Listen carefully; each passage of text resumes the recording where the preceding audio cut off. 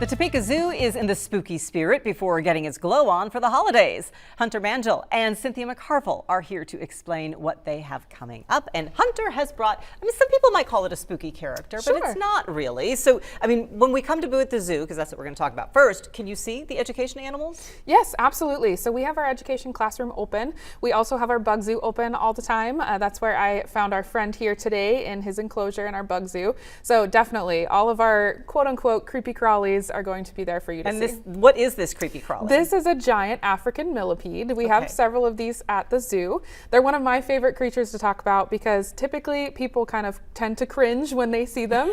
I think you had the same reaction when I got him out, but I'm like, oh, he's big. Yeah, so they're called giant for a reason, right? If the resources are just perfect, they can actually get up to a foot long, but typically we see them about this size. And you said I can touch it. So yes, of course. What does he looks rubbery, but it's almost like a hard shell. Yeah, so that's their exoskeleton. So they are invertebrates, which means that they don't have a backbone. They have that exoskeleton instead. So it kind of feels like plastic. A lot of people ask me what his feet feel like. Just picture running your thumb along a fine tooth comb. Like if it makes that fun sound, that's kind of what yeah. Okay, I know I can't. Yeah, you're fine. You're good. Ooh. So obviously you're letting him curl around my finger. He's not going to hurt me. No. Okay. That's why I love talking about these because they look a little menacing, but they actually have no way of hurting us. They don't have stinger. They don't have fangs. They don't have anything like that. So they actually help clean up the environment. They're detritivores, so they're eating dead material, so like dead plants and dead things. No, we're not going to see this in Northeast Kansas. Not these ones, Not no. these. So these are from Africa. Okay. So no, but we do still have our own detritivores here in Kansas. So do they get that big? Like if I'm walking through the woods? Okay. No, no. Picture like a roly-poly. Okay, there we go. So they're in the same family-ish? Yeah.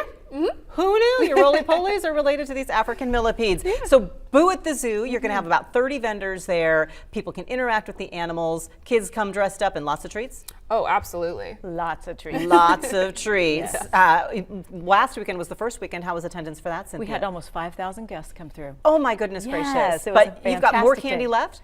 We have more vendors coming. So yes, and we have candy left as well. But we have another 30 vendors that will be there that day as well. Well, okay, so we get everybody through on Saturday. Rain or shine, come. People are still going to be there handing out the candy. Regular zoo admission applies. That includes zoo members getting in free. That's right. But then you turn your attention to Thanksgiving, Christmas, New Year's. Yes. Zoo Lights. What is in store with Zoo Lights this year? So Zoo Lights, we have a brand new theme this year. It's Christmas around the world, and we have different themes such as Mexico, Caribbean, Arctic, Africa. So those different areas will be lit up with their colors, lit up with animals that maybe represent those areas, and it'll just be very immersive, so you can experience that. Do we put lights in the millipede's tank?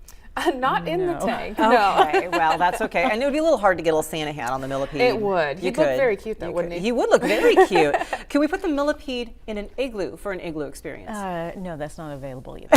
Sorry. So no millipede experiences for the igloos, but you do have a couple experiences available when it comes to the igloos that are set up around. You can rent those. Yes, and actually this year we have it's like a matinee igloo experience. So on Saturdays and Sundays, people can actually rent them from 2 to 4 during our regular zoo time, and they can have parties there and have kids parties or afternoon date or a girls' day or whatever you want. So it's a matinee day, and then the igloos are also available for rent in the evening for an hour and a half at a time. So you can find out information on that, but Boo at the Zoo, you want everybody to come. Yes, please. We want another 5,000 people out there. What makes this event like super fun? It's more than candy, right? Because you said the vendors. What other things are vendors handing out? Oh, different little swag items. We had people handing out little spider rings and pumpkin rings and necklaces and things like that. So there's lots of fun things. All very fun. It's 9 to 3 on Saturday. And then Zoo Lights, Holidays Around the World. It opens November 21st. So get your tickets.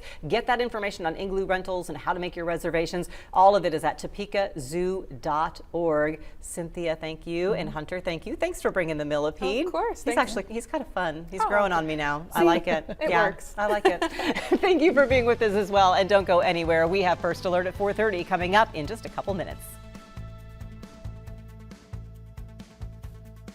Get the latest news, weather, and sports at WIBW.com. Thank you for watching 13 News, winner of the National Association of Broadcasters Leadership Foundation Celebration of Service to America Award.